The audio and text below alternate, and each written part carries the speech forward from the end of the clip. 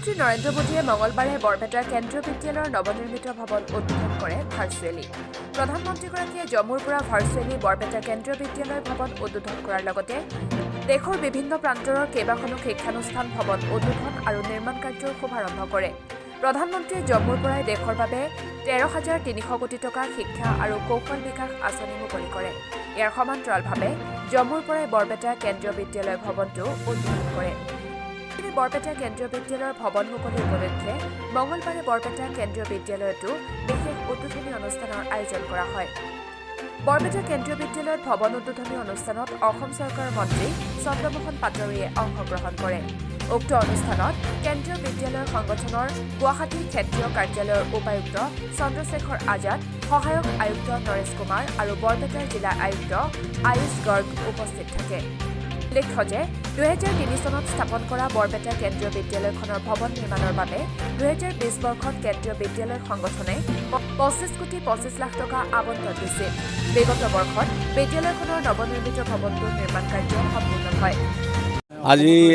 আজি সমগ্ৰ ভাৰতবৰ্ষৰ লগতে অসমৰ কাৰণে এটা ভাল দিন, কাৰণ আজি জম্মু কাশ্মীৰত আমাৰ ভাৰতবৰ্ষৰ জনপ্ৰিয় প্ৰধানমন্ত্ৰী নৰেন্দ্ৰ মোদী ডাঙৰীয়াই মানে কেন্দ্ৰীয় 46খন ভাৰতবৰ্ষৰ কেন্দ্ৰীয় বিদ্যালয় আজি উদ্ঘাটন কৰিছে।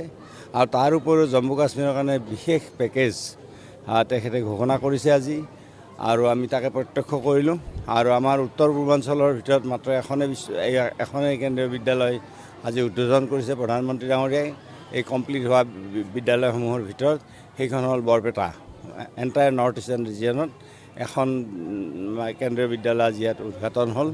আৰু আমাৰ প্ৰধানমন্ত্ৰী ডাঙৰীয়াৰ হাতেৰে এইখন কেন্দ্ৰীয় বিদ্যালয় যে আজি উদ্বোধন হ'ল, সেইটো আমাৰ অসমৰ বাবে, বৰপেটাবাসী ৰাইজৰ বাবে, অসমৰ বাবে এটা গৌৰৱৰ কথা আৰু বহুত ভালো লাগিল আমাৰ। আৰু এই কেন্দ্ৰীয় যিখন বিদ্যালয়, এই বিদ্যালয়খনে আমাৰ চন্দ্ৰশেখৰ আজাদজী তেখেতৰ মানে ব্ৰিফিং যিটো স্পীচ, তাত ধুনীয়াকৈ গোটেই কথাখিনি কৈছে। ইয়াৰ ছাত্ৰ ছাত্ৰীসকল যথেষ্টখিনি তেওঁলোকৰ অভিজ্ঞতা আছে, যথেষ্টখিনি তেওঁলোকৰ পঢ়া শুনাৰ দক্ষতা আছে, অন্যান্য দক্ষতা আছে। আৰু ইয়াৰে ছাত্ৰ ছাত্ৰীসকলে ইয়াতে যিখিনি সৰু সৰু ছোৱালীৰ পৰা আৰম্ভ কৰি আমাৰ ক্লাছ 7, 8, 9ৰ ল'ৰা ছোৱালীসকলে যিখিনি ইয়াতে আজি কালচাৰেল এক্টিভিটি পাৰফৰ্ম কৰিলে, এইটো সঁচাকৈ প্ৰশংসনীয়, অতি সুন্দৰ হৈছে আচলতে। মই বহুত ভাল পাইছোঁ দেখি, মানে মই এণ্টায়াৰ প্ৰগ্ৰামটো মই খুব মাইনৰলি চাইছোঁ, বহুত ভাল লাগিছে সঁচাকৈ। বৰপেটাৰ পৰা ৰাজকুমাৰ দাস ৰিপৰ্ট,